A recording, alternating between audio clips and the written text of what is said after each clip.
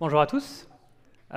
Aujourd'hui, je vais vous parler de PHP et de comment il se comporte et comment il a évolué, comment il est aujourd'hui en 2023. Je vais commencer par me présenter. Je m'appelle Karim Pinchon, je suis développeur back-end depuis presque 15 ans. Je travaille actuellement chez Fox Intelligence. Si vous voulez me suivre sur Twitter, Mastodon ou Blue Sky, c'est KPN13. D'ailleurs, si ça vous intéresse, j'ai quelques invitations Blue Sky. N'hésitez pas à venir me voir. J'ai un petit blog aussi sur lequel j'écris des trucs de temps en temps. Fox Intelligence, c'est une boîte parisienne qui a été rachetée par un gros groupe qui s'appelle Nielsen IQ, qui produit un logiciel SaaS qui permet de faire de l'analyse de données e-commerce, donc des parts de marché, des indices de croissance, des choses comme ça. Pourquoi j'ai voulu faire cette présentation? Donc, je vous l'ai dit, je suis développeur depuis une quinzaine d'années. J'ai fait du Java beaucoup, ensuite j'ai fait du PHP, j'ai fait du Node, j'ai fait un peu de Go aussi.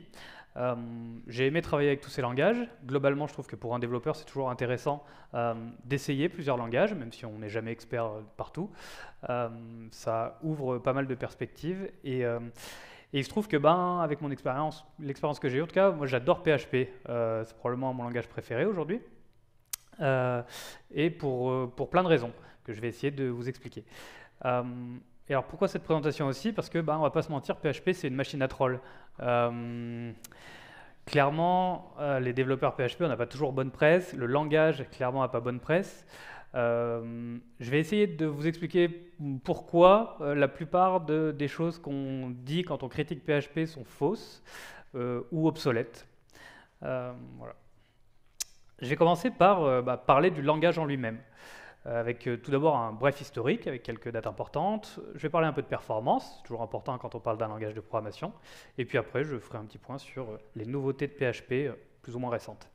Bref historique, donc là j'ai mis quelques dates qui pour moi sont importantes. Bon, bien sûr, PHP ça a 25 ans, donc il y a beaucoup plus de choses à dire que ça, mais j'ai voulu mettre quelques dates importantes. À la base, PHP, ça a été écrit par quelqu'un qui s'appelle Rasmus Lerdorf, qui était censé être une API web, enfin une API C pour faire du web. Donc PHP, encore aujourd'hui, est écrit en C entièrement. À la base, ce n'était pas prévu pour être un langage de programmation. Et donc, forcément, au fil des évolutions, il y a eu des changements de direction, un développement un peu difficile d'un côté, on ne savait pas toujours où on allait exactement. Il y a eu les années Zend, il y a eu PHP 1, PHP 2, PHP 3, PHP 4, PHP 5. Et puis en 2009, il y a une date qui pour moi est importante, c'est la création du FIG, qui est en gros un groupe de personnes, physiques et morales, importantes dans l'univers PHP, qui se sont dit ok, on va commencer à standardiser un peu des choses, définir des interfaces communes, et tout ça dans le but d'améliorer l'interopérabilité entre les composants. Si moi j'écris un client HTTP par exemple, j'aimerais bien que mes interfaces de requête et de réponse soient compatibles avec d'autres librairies. Donc voilà, on va poser des standards et des interfaces communes. Pareil pour la façon d'écrire le code, etc. 2010, la mort prématurée de PHP 6. PHP 6 était en développement hyper compliqué. Ils sont arrivés à un moment avec des problèmes qui étaient insurmontables et donc ils ont préféré arrêter le développement de PHP 6 avant sa release, donc il n'y aura jamais de PHP 6.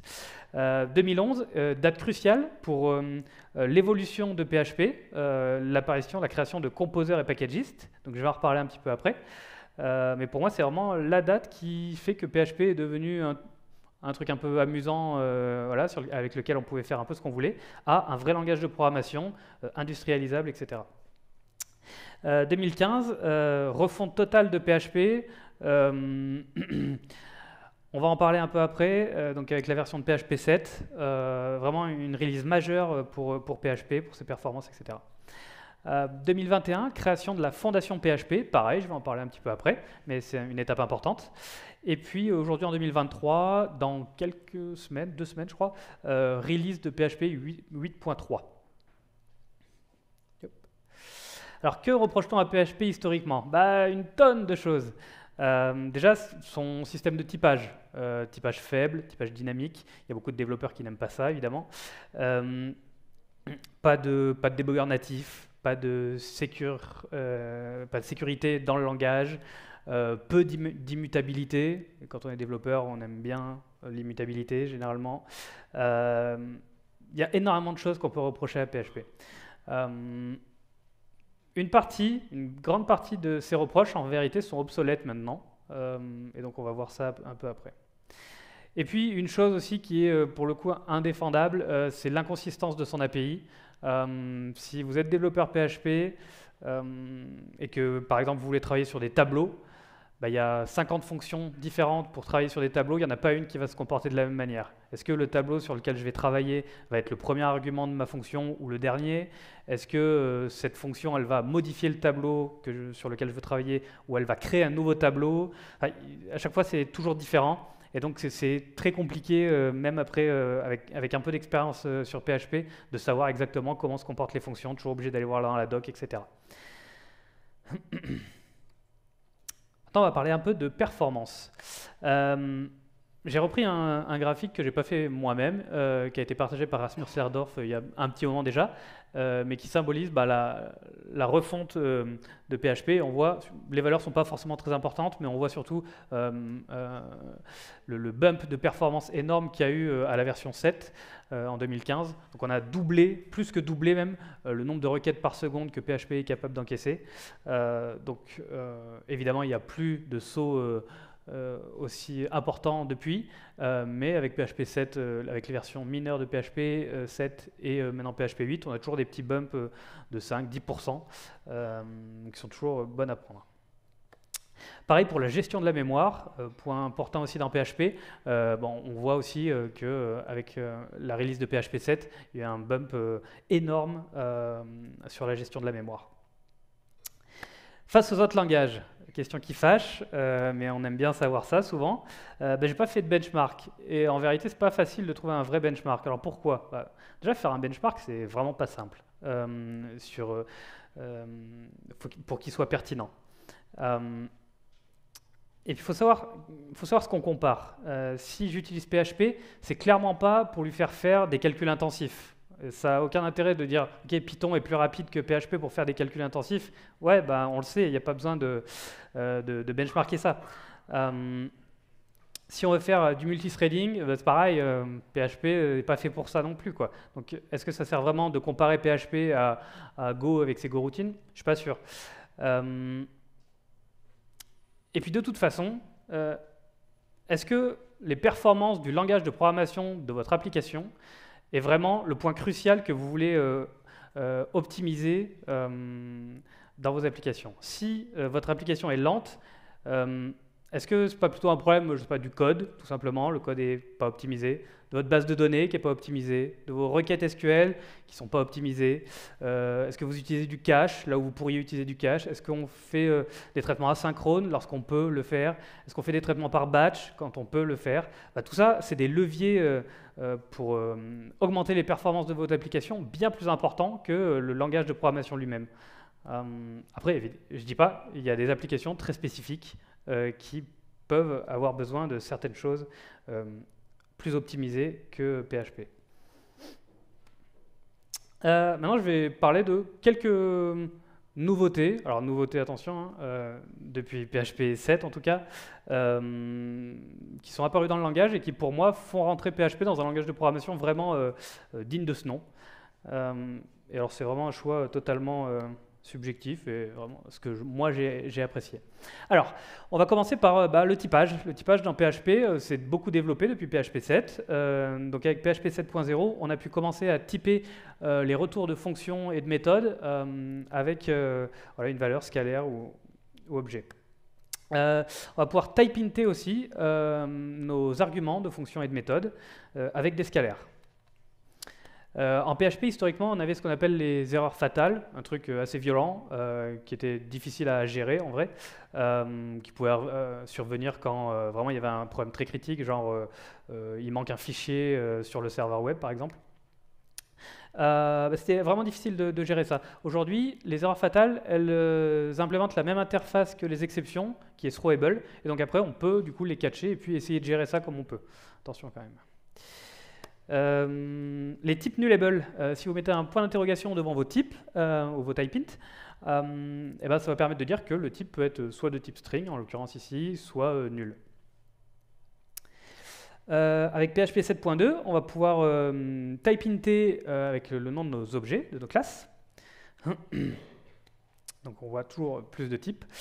Les propriétés typées, jusqu'à 7.4, on ne pouvait pas typer nos propriétés. Depuis 2019, on peut. Les fonctions fléchées, c'est une façon de décrire des closures compactes. Certains aiment bien ce genre de notation. Moi, c'est pas forcément la chose que j'utilise beaucoup, mais en tout cas, maintenant c'est possible depuis PHP 7.4. La promotion de propriétés de constructeur, ça j'adore. Ça va nous permettre, c'est piqué à TypeScript, je crois, si je ne dis pas de bêtises, ça va nous permettre de déclarer nos propriétés une seule fois dans notre constructeur et de ne pas avoir besoin de les déclarer dans la classe et de les assigner dans le corps du constructeur. Ça se fait automatiquement, en gros. Donc on gagne beaucoup de temps de code, enfin à écrire du code et de volume de code, même si c'est des choses que plus ou moins on génère par l'IDE, etc. Malgré tout, c'est quand même des choses à maintenir. Donc moins de code, moins de choses à maintenir. Les propriétés nommées, je ne suis pas un grand fan non plus, je ne les utilise pas beaucoup, mais c'est intéressant quand même. En mettant le nom de l'argument de la fonction de notre méthode, on va pouvoir changer l'ordre des arguments quand on appelle la fonction. Ça peut être intéressant, genre si on fait des factories par exemple, avec vous savez, beaucoup d'arguments, ça peut être sympa. Voilà. Les attributs. Historiquement, en PHP, on n'avait rien pour mettre des métadonnées, pour ajouter des métadonnées à notre code PHP. On avait ce qu'on appelle la PHP doc sous forme de commentaires. C'est pas ultra pratique, ultra lisible. Coloration syntaxique moyenne. Pas forcément d'autocomplétion, enfin bref, pas top. Depuis PHP 8, on a du coup ce qu'on appelle les attributs, ce qui s'appelle en fait les annotations dans plein d'autres langages, notamment dans Java. Moi j'ai fait du Java, et Java a des annotations depuis 20 ans. Aujourd'hui, nous on en a. Et alors un exemple d'attribut qui existe, bien sûr vous pouvez écrire les vôtres, mais un qui est natif, qui est sensitive parameter, qui est intéressant. Si vous mettez cet attribut sur une de vos propriétés, vous allez vous assurer qu'il ne sera jamais dumpé dans une stack trace. Par exemple, un password, c'est plutôt sympa de ne pas l'avoir popé dans votre stack trace, quoi. Match, pareil, petite fonction que j'aime beaucoup, qui peut se substituer parfois à des switches, mais en un peu plus compact et surtout qui peut retourner une valeur. Et c'est plutôt sympa à utiliser. L'opérateur nul safe, là encore, moi j'aime bien. Vous mettez un point d'interrogation devant votre flèche. Ça va vous permettre de faire que si getBar renvoie nul, ça ne va pas péter une erreur énorme. Ça va juste se contenter de retourner nul. Et, donc ça permet d'éviter un peu de check, de if, etc. Celle-là, c'est probablement ma préférée depuis je sais pas, 5 ans. Si vous avez travaillé avec PHP, que vous avez voulu chercher des motifs dans une chaîne de caractères, putain, tout le monde a écrit la ligne qu'on voit en haut, là, strpost, different false. Il y a plein d'autres façons de faire, probablement, mais celle-là, il me semble que c'est la plus utilisée. Et objectivement, ça ne veut rien dire. Si vous proposez ça à quelqu'un qui ne fait pas de PHP, il va être incapable de dire exactement le sens de cette méthode. Donc on a enfin un truc explicite. Voilà, il y en a d'autres. Il y a d'autres méthodes comme ça qui sont un peu plus sympas à utiliser pour traiter les chaînes de caractères. Les unions et les intersections de types, c'est intéressant. Quand vous mettez un pipe entre deux types, lorsque vous type intez quelque chose, ça vous permet de dire que ici $bas est soit de type bar, soit de type base. Donc c'est intéressant peut-être pour factoriser un peu de code quand le corps de la fonction ou de la méthode peut supporter les deux types. Et puis les intersections de type avec le et commercial, ça permet de dire que $bas est à la fois de type bar et de type base. Donc typiquement, ça marche bien avec des interfaces. Donc si vous faites une belle ségrégation d'interfaces, avec ça vous pouvez solidifier votre code avec toujours plus d'informations. Les enums aussi, c'est pareil, c'est un petit serpent de mer en PHP. Pendant des années, on n'avait pas d'enum, on voulait des enums. Il y avait des projets de la communauté, des projets open source pour avoir des enums, mais en tout cas, ce n'était pas natif au langage. Aujourd'hui, c'est le cas. On a des enums en PHP. Bon, là, c'est un exemple très très simple, mais en fait, on peut faire pas mal d'autres choses avec les enums en PHP. Les propriétés read-only, pareil, j'adore. Quand vous mettez le mot-clé read-only devant une de vos propriétés, ça va permettre de dire que $bar, pardon, ne peut pas être modifié après avoir été affecté une première fois. Donc ça va permettre de typiquement déclarer des propriétés publiques et puis éviter les getters et setters ou enfin, des choses comme ça, quoi. Donc moins de code, un peu plus concis, c'est plutôt sympa. Et ça marche avec la promotion de propriétés de constructeurs également. On peut aussi définir des classes entières read-only. Et donc dans ce cas-là, toutes les propriétés de la classe vont être read-only.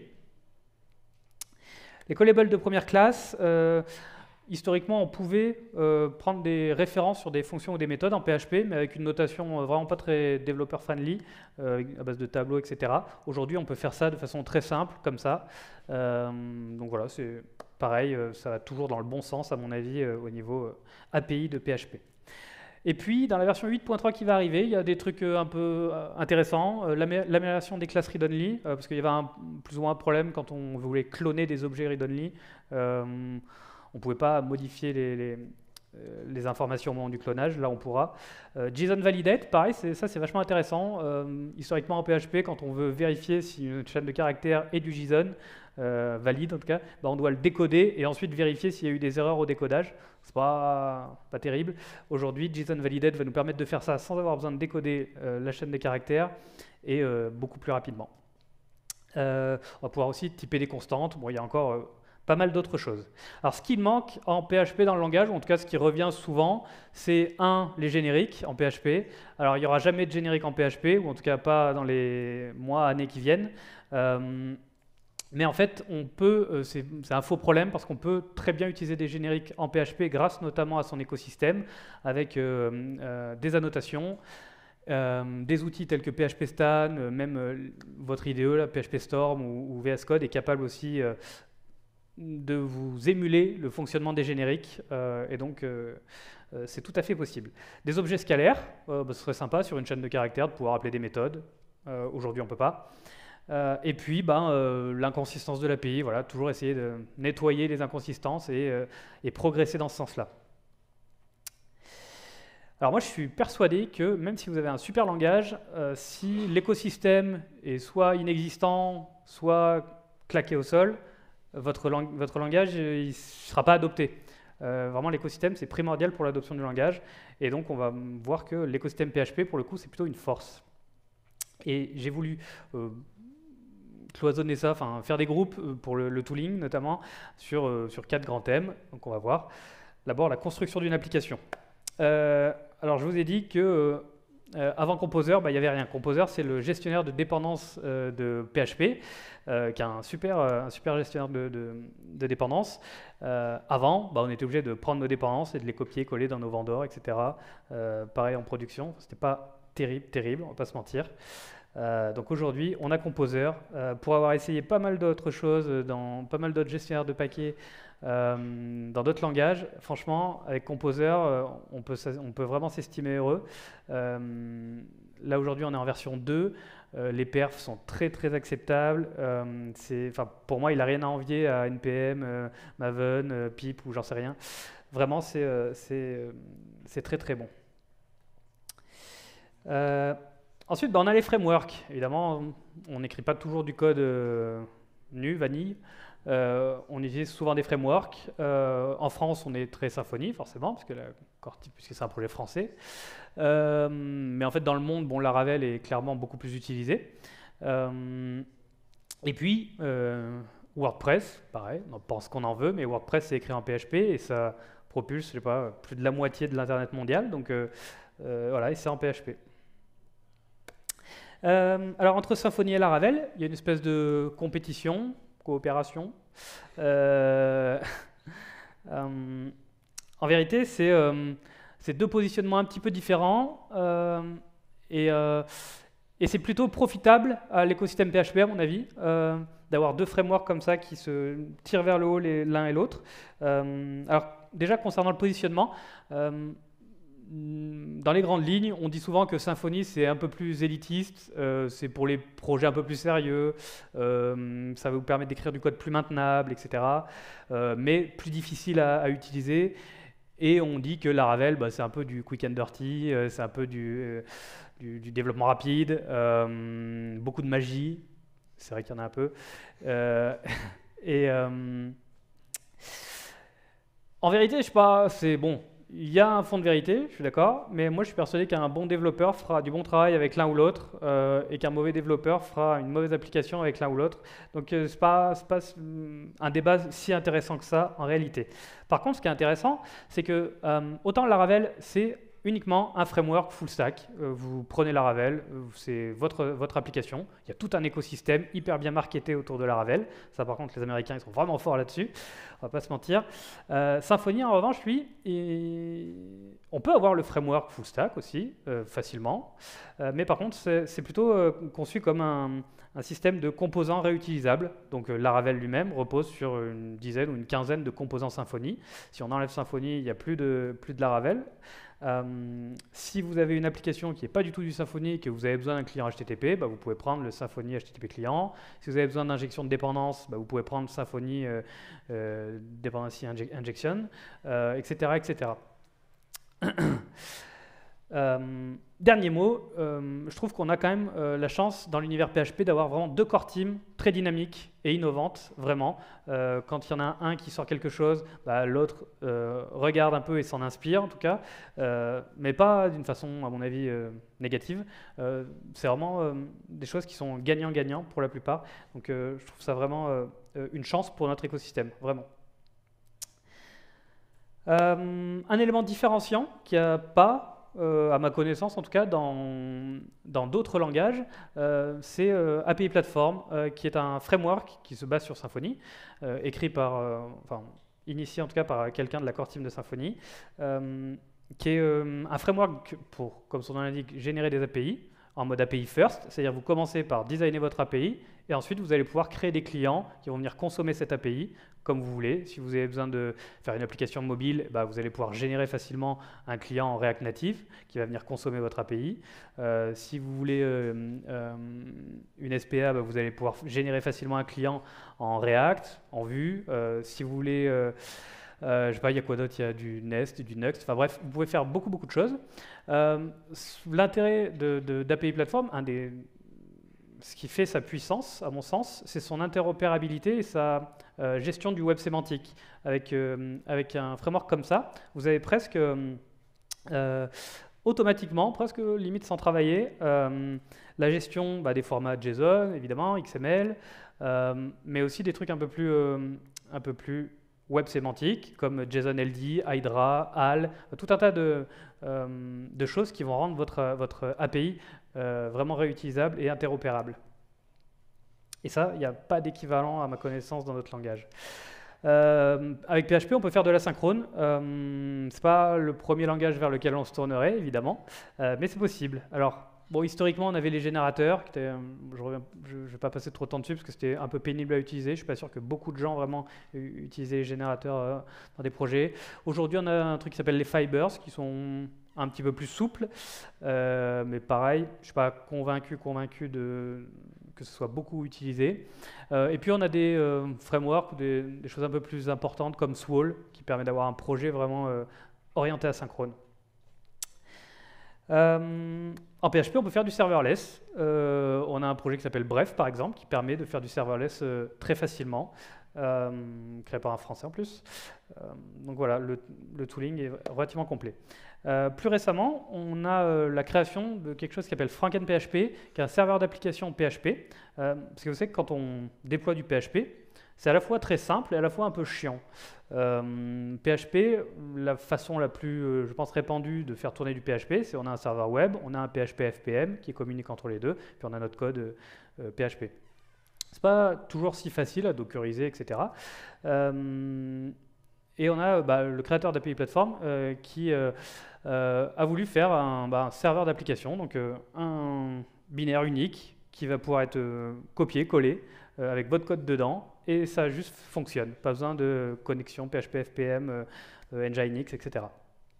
Je ne sais pas si c'est encore expérimental. Il me semble que c'est encore expérimental, je ne suis pas sûr. Moi, je l'utilise pas, hein, c'est pour info.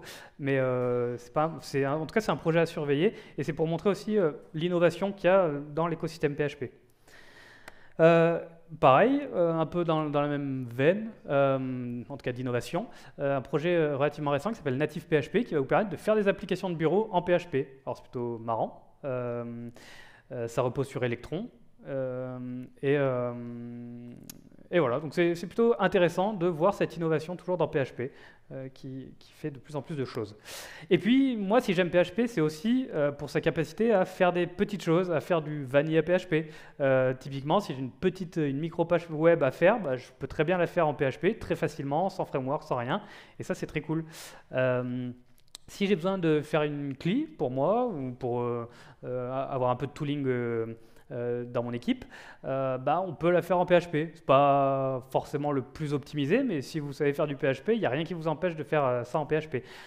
Si vous avez besoin de faire un petit script, bah, c'est pareil, PHP, ça peut faire le taf si vous savez coder en PHP. Et moi, c'est pour ça que j'aime PHP, parce qu'on peut faire beaucoup de choses avec PHP, des choses très complexes et des choses très simples.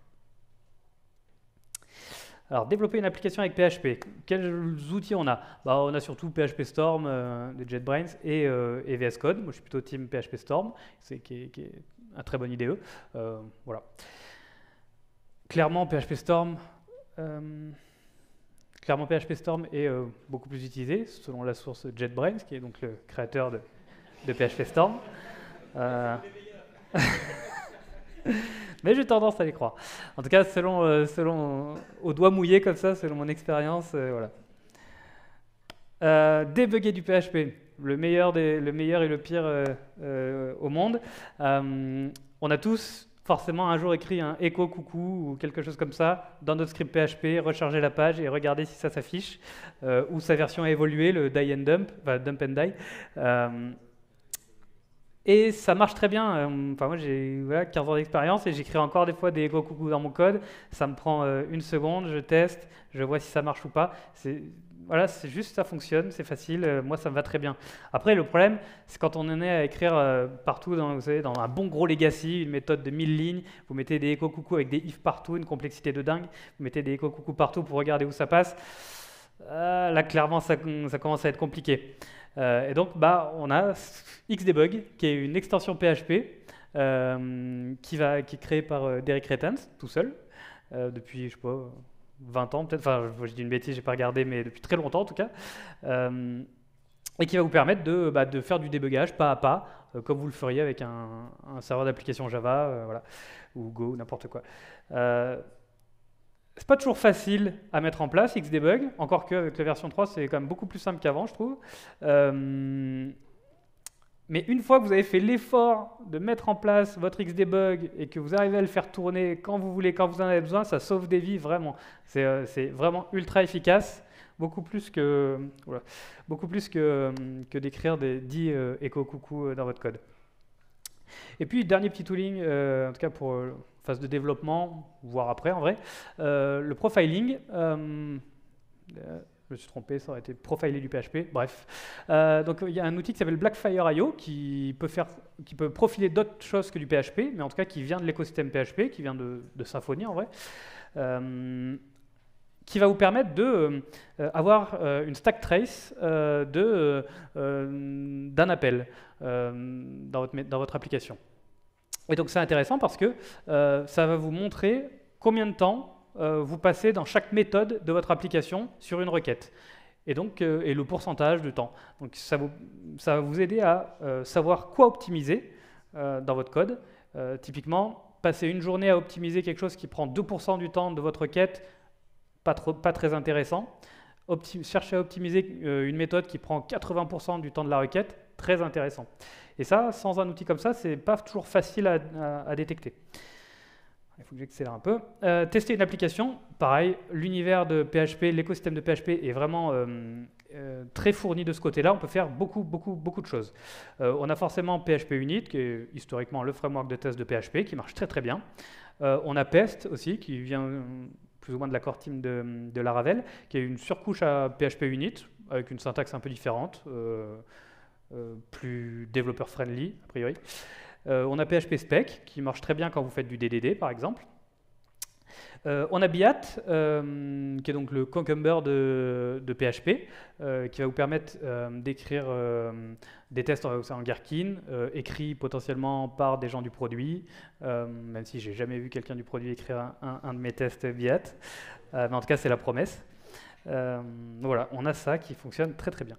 On a l'équivalent d'un Cypress qui est Symfony Panther, qui est un framework de test qui va permettre de faire des tests end-to-end et qui va, vous savez, pas juste se contenter d'émuler un appel HTTP à votre application, mais qui va vraiment faire popper un navigateur headless, donc sans interface, et puis qui va vraiment jouer les actions sur votre vrai navigateur, quoi. Donc cliquer sur un bouton, voir qu'une div est apparue, soumettre un formulaire, etc. Enfin, faire plein de choses, mais réellement, pas en émulant quelque chose.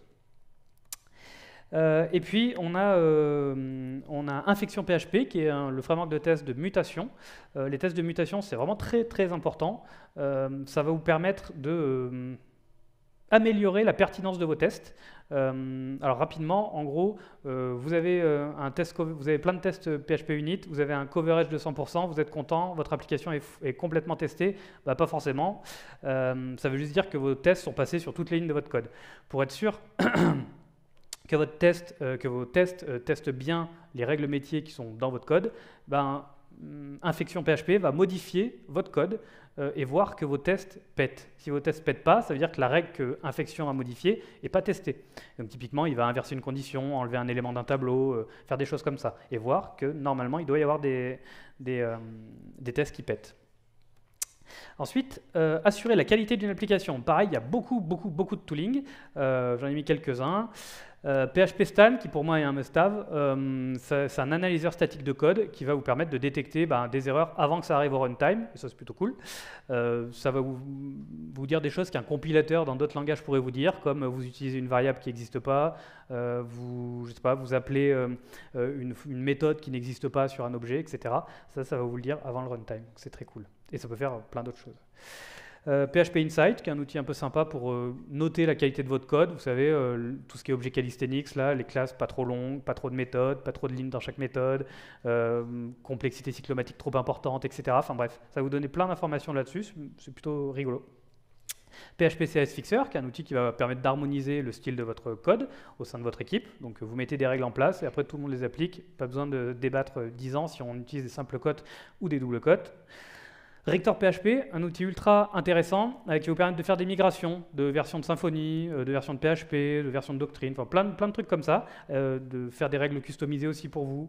Vraiment intéressant, des choses qu'on ne fait pas tous les jours, qu'on n'a pas toujours envie de faire quand on est développeur PHP, parce que des fois c'est difficile quand il y a des gros breaking change, etc. Rector, ça peut le faire pour vous, et donc ça vous fait gagner beaucoup de temps. Et tout ça, bien sûr, tous ces outils, ça peut être joué en local, en hook de pré-commit, et alors inclus dans votre CI, et là on est vraiment au top du top, on a une industrie qui est super solide. PHP dans le monde réel, je vais vous parler de 3 choses, la fondation PHP, la communauté de PHP et côté entreprise. Alors la fondation PHP, qu'est-ce que c'est? C'est une association à but non lucratif créée en 2021, lorsque la personne qui portait PHP sur ses épaules depuis la version 7, Nikita Popov a dit désolé, moi je vais aller faire d'autres choses que juste développer PHP. Donc là, branle-bas de combat un peu. Et JetBrains, notamment, à leur initiative, ils ont créé la fondation, la PHP Foundation, dont le but est de continuer de développer PHP d'une façon solide et en évitant le problème d'avoir un seul mec qui porte le truc. Et comment ça fonctionne? C'est sponsorisé donc par des personnes morales et physiques. Il y avait une administration temporaire qui a été mise en place, j'en parle pas parce que c'est plus la même. Aujourd'hui, ça c'est l'administration de la PHP Foundation avec des gens très influents dans l'univers de PHP, dont un Français, Nicolas Grécas par exemple, donc ça c'est plutôt cool pour nous. Et alors cette fondation, elle rémunère des développeurs à temps partiel qui développent PHP, donc le code C. Si vous voulez, vous pouvez potentiellement devenir aussi développeur de PHP. Encore, il faut connaître le C bien, parce que là, apparemment, la code base est très complexe, mais c'est possible. D'ailleurs, je crois qu'ils ont fait un appel à candidature il n'y a pas très longtemps. Et voilà, juste un petit aparté. c'est pas la fondation PHP qui décide de comment PHP évolue. C'est toujours la communauté interne de PHP qui vote les RFC qui sont proposés et qui dit si on va adopter telle feature, on va développer tel truc, etc. La fondation PHP, elle se contente, entre guillemets, de développer ce qui a été voté et les bug fixes, etc. Seule image non libre de droit, mais j'étais obligé. La communauté, et spécialement en France, on a une grosse communauté PHP en France, et d'ailleurs dans le monde en vrai, c'est pareil, et c'est un des gros points forts de PHP à mon sens. C'est clairement pas le langage le plus populaire, c'est pas Go, c'est pas Rust, c'est pas TypeScript. Bon, désolé, on voit absolument rien, mais en gros, on voit que c'est plutôt toujours haut, c'est pas COBOL, quoi. GitHub propose tous les ans un truc qui s'appelle Octoverse, je crois, ou Opus, je sais plus. Pardon? Non, Octo quelque chose. Non, Octopus ou Octoverse, bref, peu importe, là, j'ai vrillé. Et qui, en gros, il donne la quantité de code présente par type de langage. Et donc, on voit que PHP a plutôt, donc c'est la flèche verte claire, a plutôt tendance à descendre au fil des années, bon, ce qui paraît pas anormal, mais toujours relativement bien placé. Puis il subit la montée en puissance de langages comme TypeScript. Un truc intéressant, en France, donc ça c'est toujours sondage JetBrains, en France, la part des développeurs dont le principal langage de programmation est PHP, c'est la part la plus importante au monde. Donc plus d'un développeur sur 3 en France est en principe, selon ce langage, un développeur PHP. Et ça se matérialise par la FUP, donc, qui est une association autour de PHP en France, avec plus de 500 membres. Vous pouvez tous devenir membre, il suffit de payer 30 € une cotisation, et puis ça vous donne accès à certains avantages. Et puis surtout, vous contribuez à l'écosystème PHP en faisant ça. La FUP, ça va organiser notamment le forum PHP tous les ans, qui est vraiment une très grosse, peut-être la plus grosse conférence autour de PHP, spécifique à PHP francophone au monde. Ça va organiser des AFUPD, des choses comme ça. Tous les ans, ils font un baromètre des salaires aussi, anonyme, pour voilà, savoir où en est l'état des salaires dans PHP. Voilà, ils font pas mal d'autres choses comme ça. Côté entreprise, il y a des projets énormes qui utilisent PHP encore aujourd'hui. Donc ça veut bien dire que c'est quand même pas si mal. Donc on a parlé de WordPress, mais en fait, il y en a plein d'autres. Bon, il y a Facebook qui ont à un moment donné fait leur propre PHP, mais quand même. Il y a aussi toujours des nouvelles startups, des nouvelles entreprises qui se créent aujourd'hui, en 2023, et qui choisissent PHP comme principal langage. Et ça fonctionne très bien. Alors, pourquoi? S'il avait autant de défauts, pourquoi ils ne partent pas tous sur du Go? Parce que déjà, c'est facile de trouver des ressources en PHP. Si vous avez besoin d'aller vite, vous avez besoin de vite prendre des parts de marché, parce que vous avez une idée incroyable, ce qui est rarement le cas, mais quand même, ce sera plus facile de trouver 100 développeurs seniors PHP qui vous font un logiciel de qualité que 100 développeurs Rust seniors, clairement. Concernant sa fiabilité, par exemple, moi j'ai bossé chez Lydia. Lydia, c'est une néobanque. On gère des millions et des millions d'euros de transactions et la stack principale, historique, c'est du PHP. Et ça fonctionne très bien, il n'y a pas d'incident particulier lié au langage. Voilà, on est capable d'encaisser la charge, ça scale très bien. Petit sondage rapide que j'avais fait moi-même, mais qui est totalement non officiel. Je suis juste allé voir vite fait sur certains sites d'annonces. Et en gros, voilà, on tourne autour de 10% des offres d'emploi, en tout cas en 2022, pour des développeurs PHP parmi l'ensemble des développeurs. Bon, là, c'est globalement pareil. Sondage de popularité aussi, on voit que, PHP a tendance à descendre, mais il est toujours bien présent dans l'écosystème des langages de programmation. L'évolution des salaires, je vous ai parlé du baromètre de la FUP. Bon, ça, c'est un extrait de ce baromètre des salaires. Les valeurs ne sont pas très importantes, en vrai ça dépend de beaucoup de choses, mais ce qu'on voit c'est que les salaires des développeurs de PHP, ils augmentent aussi, quoi. Il n'y a pas besoin de faire du Rust ou du Go pour avoir son salaire qui augmente. Si vous prenez de la seniorité, vous pouvez travailler sur des très beaux projets en PHP et continuer à gagner plus d'argent. Et c'est très bien. Et j'arrive à ma conclusion avec la chaîne des puits de mon Auvergne natale. Je vous laisse admirer. Alors pourquoi PHP n'est pas prêt de mourir? La première chose, c'est que PHP, c'est toujours très utilisé. Ça propulse à peu près 70-80% du web mondial. Bon, si on prend les projets d'entreprise, c'est évidemment beaucoup moins, mais c'est quand même beaucoup. Euh, et je ne sais pas si vous avez, dans la salle, participé à des migrations complètes de stack. C'est-à-dire, ouais, on a un legacy en PHP, on veut tout changer, on veut faire du Go parce que Go, c'est vraiment mieux. C'est vachement difficile de faire ça. Ça prend beaucoup de temps, c'est un coût énorme pour une entreprise de migrer une stack entière d'un legacy vers un autre langage. Donc il risque d'y avoir du code PHP pendant encore très longtemps en production. Euh, Pardon? Exactement, mais avec une échelle différente. Euh, L'avantage aussi de PHP, c'est sa communauté qui est énorme. Si vous pouvez vous auto-former en PHP sans problème. Il y a des tas de ressources autour de PHP, des tas de gens qui font du PHP. Et ça, c'est vraiment une force de PHP. PHP, moi je l'aime aussi parce que, donc, je vous l'ai dit, il est simple et rapide, quoi. J'ai pas de compilateur, j'ai pas tout le JavaScript pour builder mon truc, shipper, packager, etc., etc.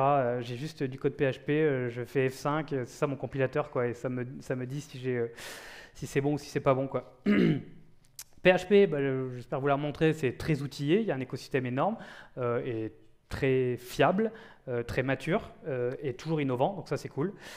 Et puis PHP, c'est fiable et c'est scalable, peu importe les trolls, c'est un fait, quoi. Encore une fois, il y a d'énormes produits, d'énormes projets qui tournent avec du PHP, ça fonctionne très bien. Merci à tous.